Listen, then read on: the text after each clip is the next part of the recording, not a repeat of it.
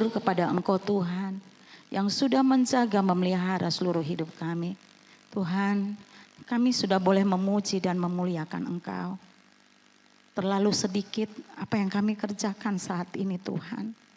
Tidak sebanding dengan apa yang Kau anugerahkan dalam hidup kami. Terima kasih Roh Kudus yang selalu diam di dalam kami. Yang menuntun, membimbing hari-hari hidup kami. Kami bersuka cita karena Engkau Tuhan.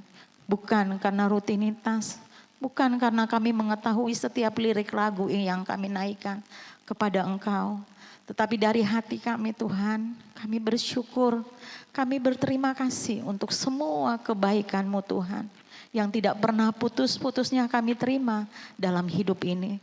Sekalipun Tuhan kami punya banyak kelemahan dan kekurangan. Tetapi waktu kami ada di saat ini Tuhan.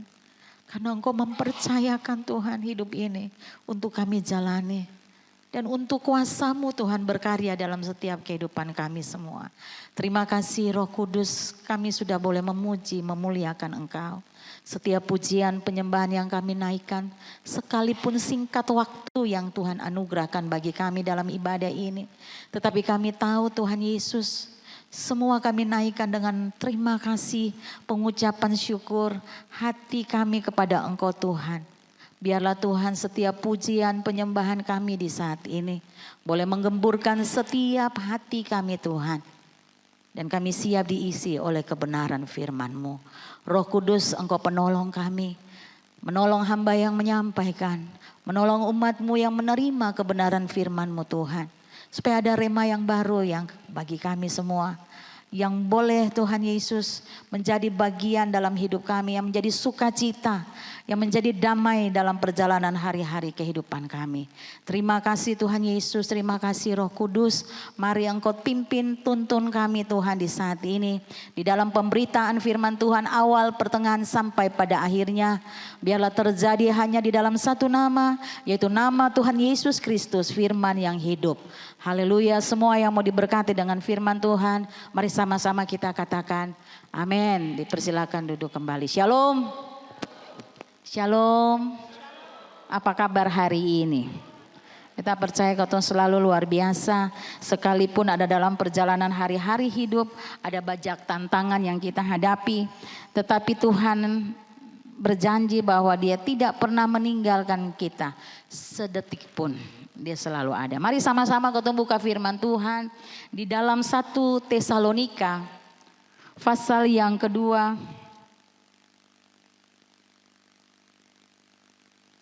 1 Tesalonika pasal yang kedua.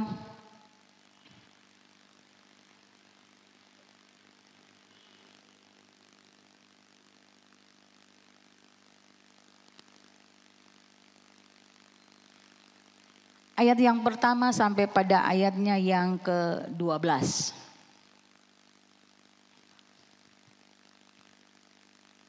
Kita baca firman Tuhan ini secara bersama-sama. 1 Tesalonika pasal yang kedua ayat yang pertama sampai ayatnya yang ke-12. Semua sudah dapat? Kita undang sekali lagi jemaat Tuhan berdiri. Kita akan baca firman Tuhan ini secara bersama-sama. Jangan lewatkan kesempatan untuk membaca firman Tuhan di hari ini. Kita baca ayat yang ganjil, Bapak Ibu jemaat kekasih Tuhan, baca ayat yang genap, kita akan berbalasan sampai selesai. Demikian firman Tuhan, pelayanan Paulus di Tesalonika. Kamu sendiri pun memang tahu saudara-saudara, bahwa kedatangan kami di antara kamu tidaklah sia-sia.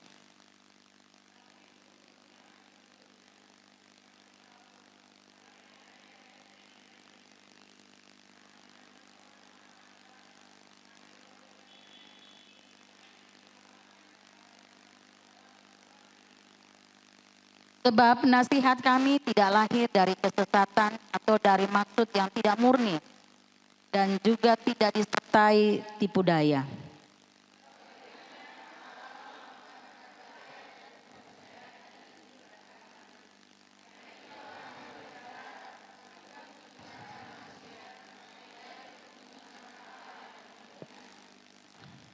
Karena seperti yang kamu ketahui, kami tidak pernah bermulut manis dan tidak pernah mempunyai maksud serakah yang tersembunyi. Allah adalah saksi.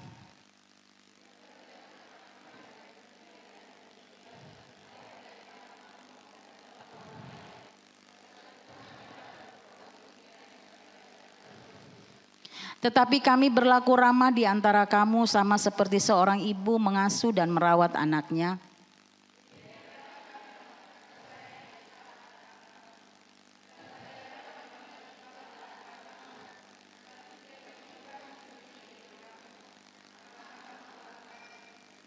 Sebab kamu masih ingat, saudara-saudara, akan usaha dan jerih payah kami.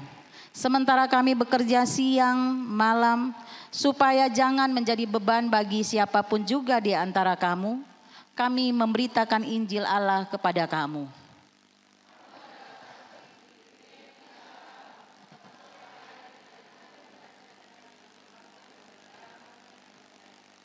Kamu tahu betapa kami seperti bapa terhadap anak-anaknya, telah menasehati kamu dan menguatkan hatimu seorang demi seorang.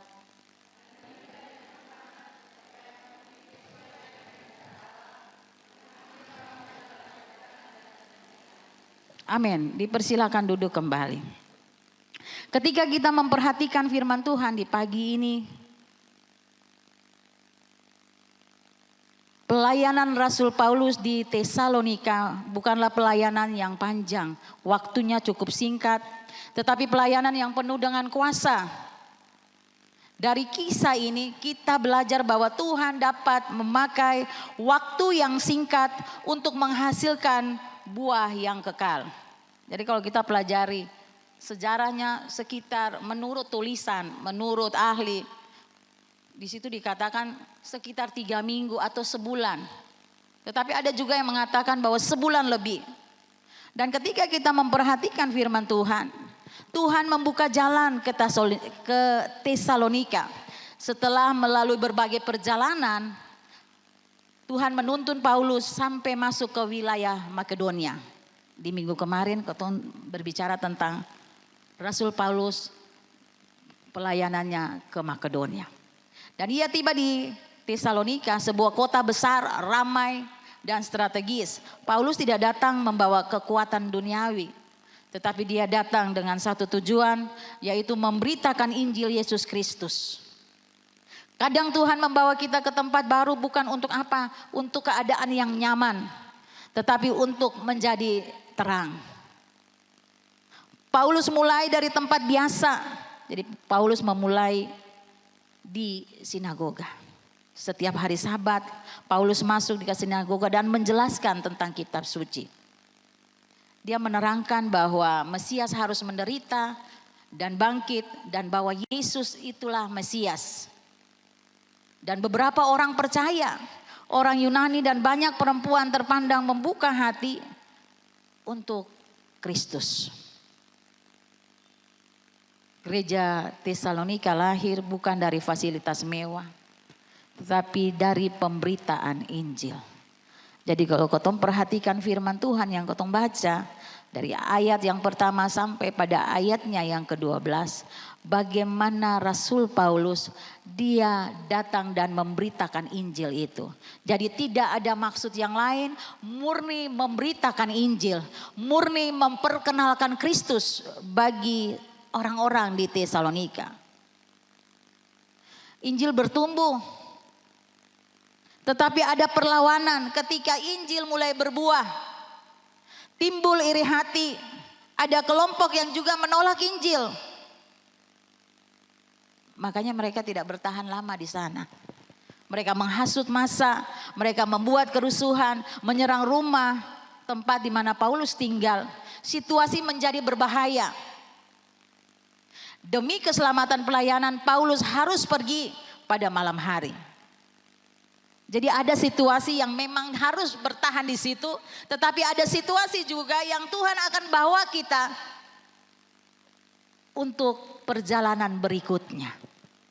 Ada situasi juga yang kita harus tinggal dalam kehidupan di dunia ini untuk terus menghasilkan buah, untuk terus menjadi pemberita Injil, untuk terus memperkenalkan Kristus bagi setiap orang. Paulus pikir, tapi hatinya tinggal di Tesalonika. Walaupun harus meninggalkan Tesalonika, hati Paulus tetap bersama jemaat. Kalau kita memperhatikan firman Tuhan di situ, sebab nasihat kami tidak lahir dari kesesatan atau dari maksud yang tidak murni dan juga tidak disertai tipu daya. Sebaliknya sama seperti Allah telah menganggap kami layak sehingga Ia mempercayakan Injil kepada kami, demikianlah kami berbicara bukan untuk menyenangkan manusia, melainkan untuk menyenangkan Allah yang menguji hati kami. Seringkali juga firman Tuhan datang begitu keras, menegur, menasehati kehidupan kita. Bahkan lewat firman Tuhan juga Dia memangkas setiap sisi-sisi kehidupan kita yang tidak benar. Memang sakit, tetapi Dia pasti memulihkan. Dia akan memberikan kesehatan bagi kehidupan kita secara rohani, supaya kita bisa bertumbuh dan menghasilkan buah-buah kebenaran dalam hidup ini. Lebih daripada itu, Dia mempersiapkan hidup kita semua untuk pergi dan jadi saksi Kristus.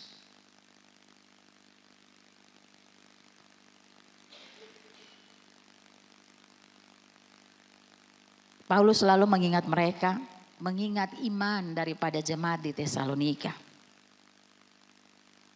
Makanya dia menulis surat, selalu menulis surat. Dia khawatir mereka goyah karena tekanan. Dan dia juga terus berdoa bagi mereka. Karena kasih itu, makanya Paulus mengutus Timotius. Dan akhirnya menulis surat Tesalonika ini. Dalam surat itu Paulus berkata bahwa ia mengasihi mereka seperti ibu yang merawat anak dan ayah yang menasihati. Pelayanan sejati bukan sekedar hadir secara fisik saja, tetapi hadir dengan hati. Demikian juga kehidupan kita semua. Bagian ini tidak hanya berbicara tentang pelayanan Rasul Paulus, tetapi juga menjadi cermin kehidupan setiap orang percaya. Semua orang yang hidup dalam Kristus dipanggil untuk memiliki sikap hidup yang sama seperti Rasul Paulus ajarkan. Hidup orang percaya harus memiliki tujuan yang benar. Paulus menunjukkan bahwa hidupnya tidak sia-sia karena ia hidup bagi Injil. Kehidupan kita juga waktu kita dipanggil, waktu kita dipilih, dipanggil, diutus menjadi anak-anaknya untuk menjadi orang yang bersaksi tentang Kristus, yang memancarkan terang Kristus dalam hidup ini.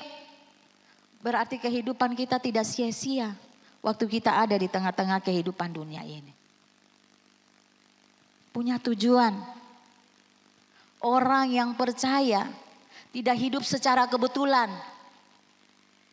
Semua ada dalam rencananya. Hidup kita memiliki tujuan ilahi, menjadi saksi Kristus. Beberapa hari ini atau beberapa minggu ini dalam perjalanan kita berdiri di tempat ini,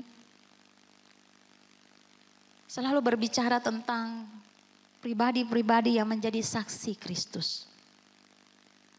Kenapa kita mau katakan firman Tuhan ini disampaikan? Atau firman Tuhan itu juga datang secara pribadi. Waktu kita duduk dan merenungkan, membaca dan merenungkan firman Tuhan. Karena memang hari-hari yang terakhir ini kita hidup di dalam berbagai tekanan hidup.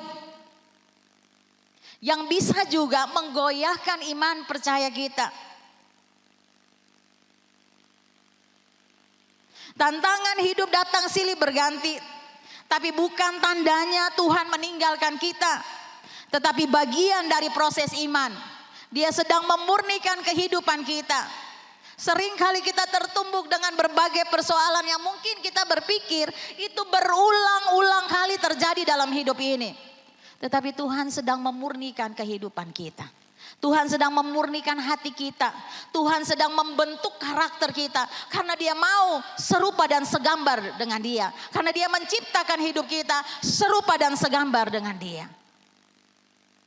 Bukan saja punya mata dua, hidung, telinga, tangan dan seterusnya secara fisik. Tetapi serupa dan segambar dengan dia.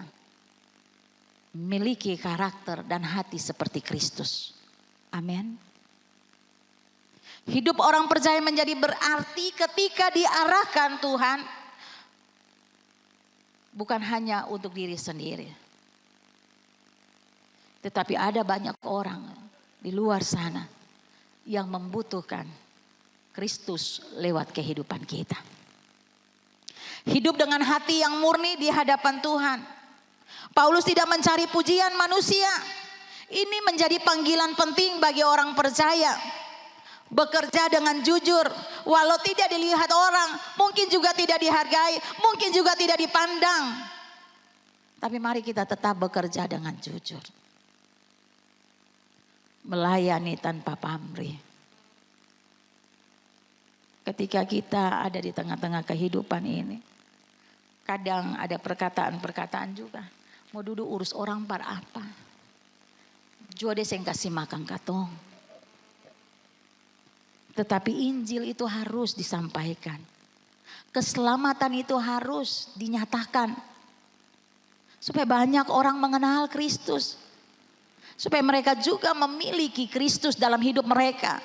Sehingga perjalanan hari-hari hidup mereka juga. Mereka tidak putus asa. Mereka tidak kecewa. Tetapi mereka benar-benar orang-orang yang berkemenangan. Sepanjang Tuhan menghadirkan kita semua. Termasuk mereka juga yang belum mengenal Kristus. Kesempatan untuk menjadi alatnya Tuhan. Menjadi saluran kuasanya Tuhan. Menjadi saluran mujizat Tuhan. Bagi banyak orang yang membutuhkan di hari-hari yang terakhir ini. Mulai dari mana? Makanya Tuhan bilang mulai dari Yerusalem, Samaria, sampai ke ujung bumi. Mulai dari mana? Mulai dari diri sendiri. Mulai dari kehidupan keluarga dan rumah tangga kita. Suami, anak-anak. Bahkan keluarga, adik kakak, bersaudara, keluarga besar. Kita tidak bisa membawa Injil ke tempat lain. Selama orang yang di seputar kita juga belum menerima Injil itu lewat kehidupan kita.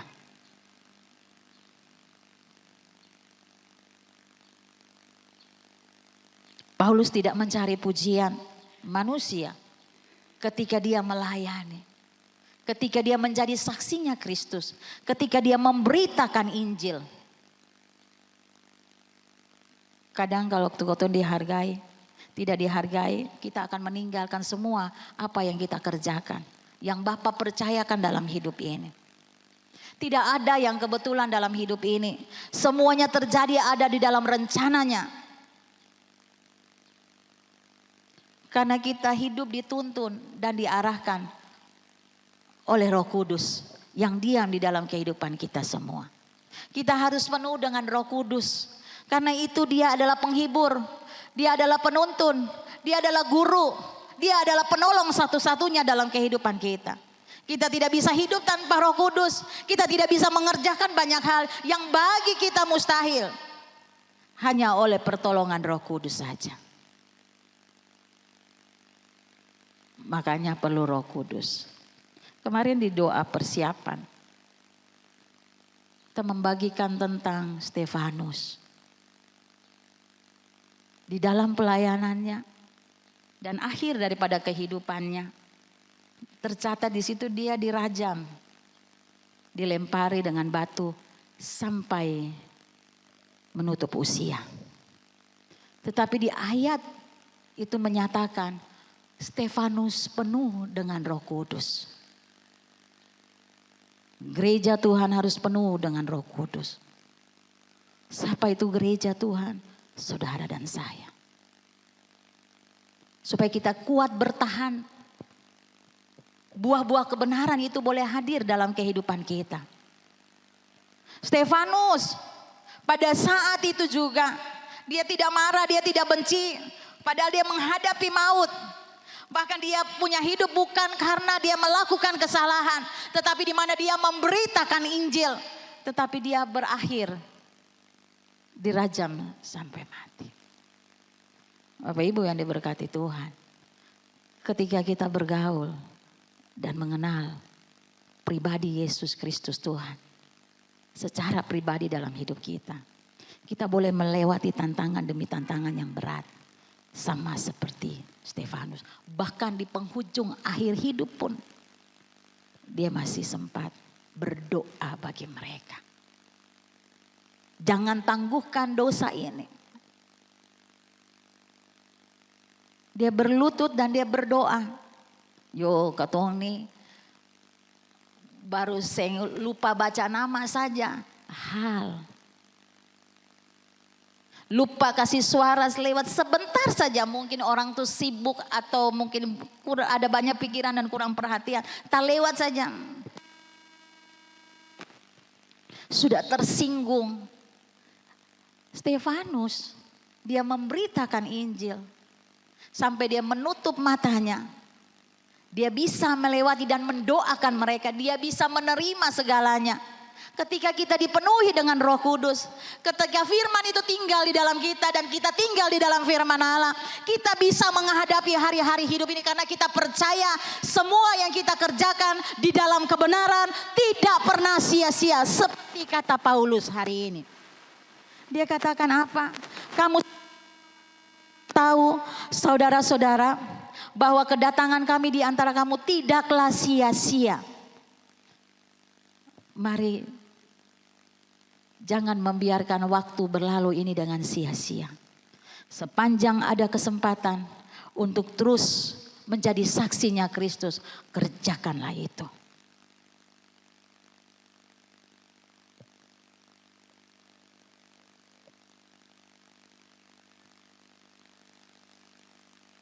Bekerja saja dengan jujur. Sekalipun mungkin tidak dihargai.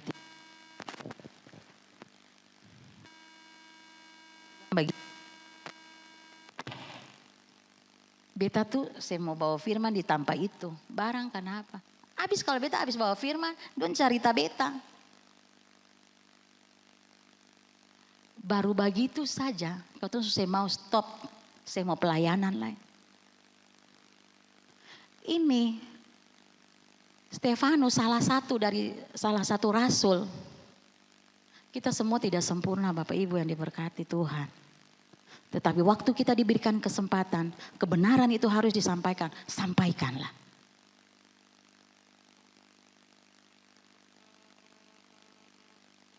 Bahkan hidup ini harus menghasilkan buah-buah kebenaran dalam hidup ini, lakukanlah.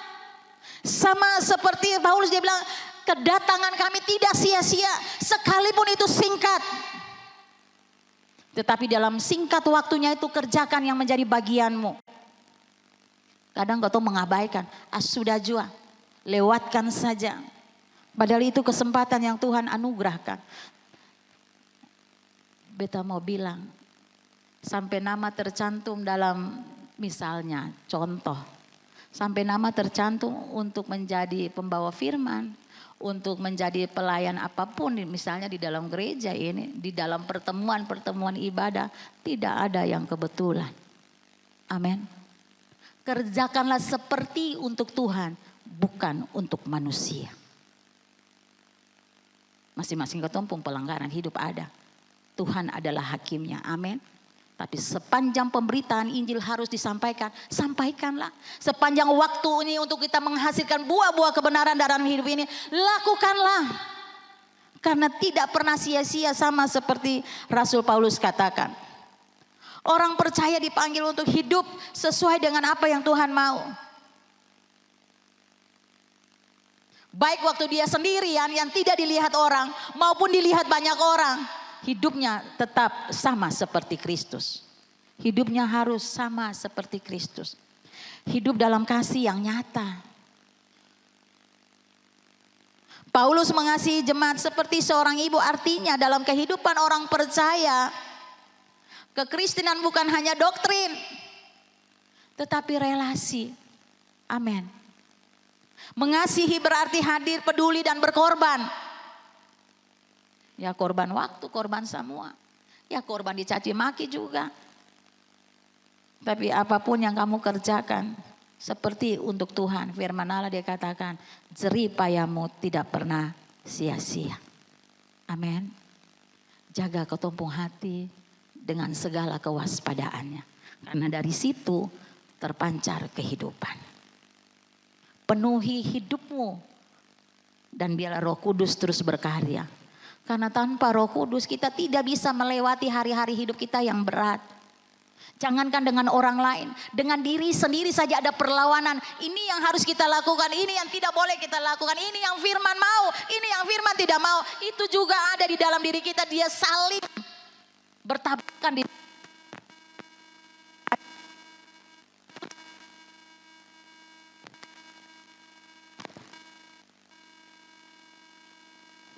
hanya oleh pertolongan Roh Kudus saja kita bisa melewati itu. Kita bisa melakukannya. Amin. Manusiawi. Ketika orang bikin kita kecewa kita marah. Manusiawi. Tapi untuk balas kebaikan. Tetap stabil untuk ada di dalam kebenaran. Hanya oleh pertolongan Roh Kudus saja. Amin. Ada amin. Amin. Jambannya. Bukan masalah kasih keping saja. Bukan masalah kasih waktu saja. Pegang tangan saja. Karena dia bikin hati sakit. Mau pegang tangan tuh dia susah payah. Ada yang orang suka sini muka nih. Tapi saya angkat tak muka pernah ngangkotong seng lain. Kalaupun kasih muka ditampal lain. Itu hal yang paling kecil. Jangan pikir yang besar-besar sama seperti Rasul Paulus yang diseret keluar ke kota. Sama seperti Stefanus dilempar dengan batu. Ada hal-hal yang kecil yang terjadi dalam hidup ini.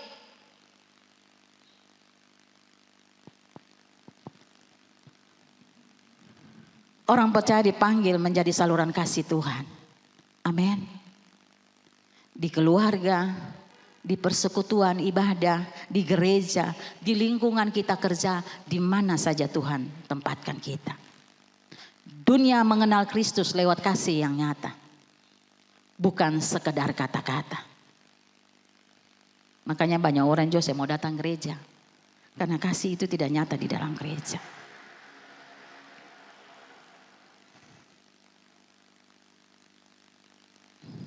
Hidup menjadi teladan. Paulus hidup sebagai contoh bagi jemaat. Mereka bekerja keras, menjaga perilaku, dan membangun orang lain.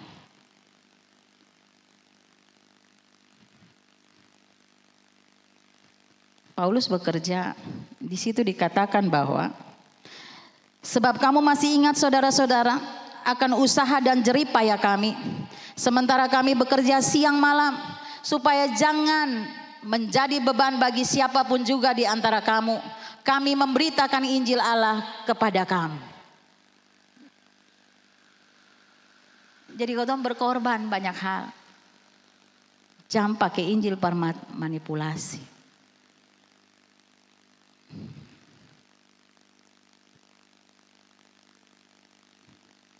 Jadi Paulus yang itu nanti orang Tesalonika kasih makan doang sih. Dia bekerja. Jadi mari hidup menjadi teladan. Orang percaya adalah surat yang terbuka. Yang dibaca orang lain. Kesaksian hidup sering kuat.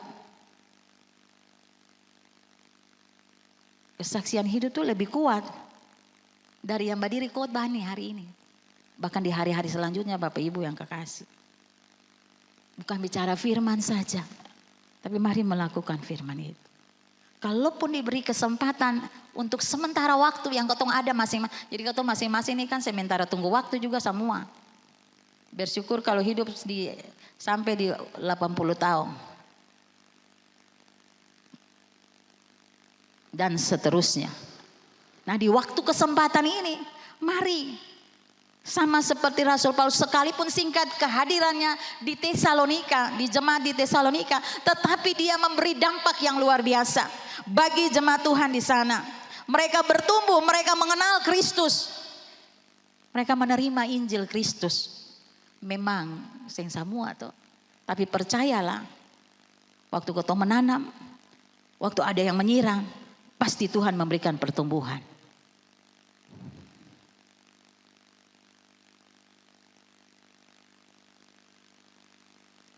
Apa yang orang lihat dari ketumpung kehidupan? Apakah mereka melihat Kristus dari cara hidup kita? Gambaran hidup orang percaya. Menurut 1 Tesalonika 2 ayat 1-12 ini adalah hidup orang percaya seharusnya hidup dengan tujuan ilahi. Jadi nggak ada yang kebetulan dalam hidup ini. Apapun profesimu, apapun keluargamu, mungkin yang sama dengan keluarga cendana, tetapi kehadiran kita punya tujuan ilahi. Amin. Memiliki motivasi yang benar di dalam menjalani hari-hari hidup ini. Mengasihi dengan tulus, menjadi teladan dalam karakter. Membangun dan menguatkan sesama. Dan di zaman sekarang ini ada pesan rohani dari firman Tuhan yang kita baca dan kita renungkan di saat ini. Di dunia yang penuh pencitraan dan kepentingan diri ini, Tuhan mencari orang percaya yang tulus. Amin. Bukan pura-pura, bukan pencitraan. Jadi kalau di gereja bisa menangis sampai tisu-tisu habis. Bisa menyanyi, bisa bersorak-sorak yang luar biasa. Tetapi waktu perjalanan hari hidup dari Senin sampai Sabtu, apa yang kau lakukan di tengah-tengah? Apakah gambaran Kristus lewat kehidupan kita ada? Setia bukan hanya saat muda.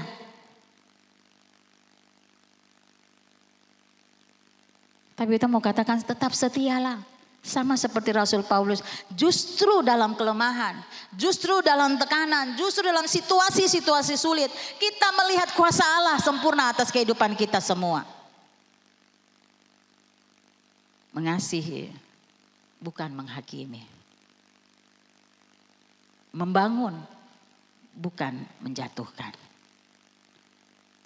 Biarlah lewat firman Tuhan hari ini, karakter kita juga dibentuk. Hati kita juga diubahkan, hati yang penuh kasih, hati Kristus ada di dalam hidup kita. Tulus mengasihi, tulus melakukan segala sesuatu. Dan orang percaya bukan hanya menjadi pendengar firman, tetapi pelaku firman dari hari lepas hari. Amin.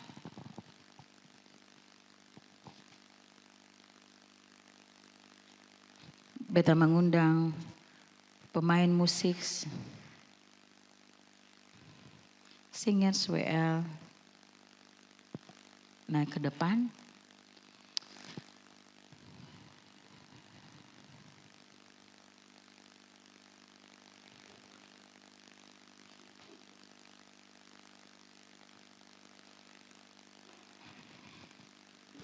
Mengaminkan firman Tuhan.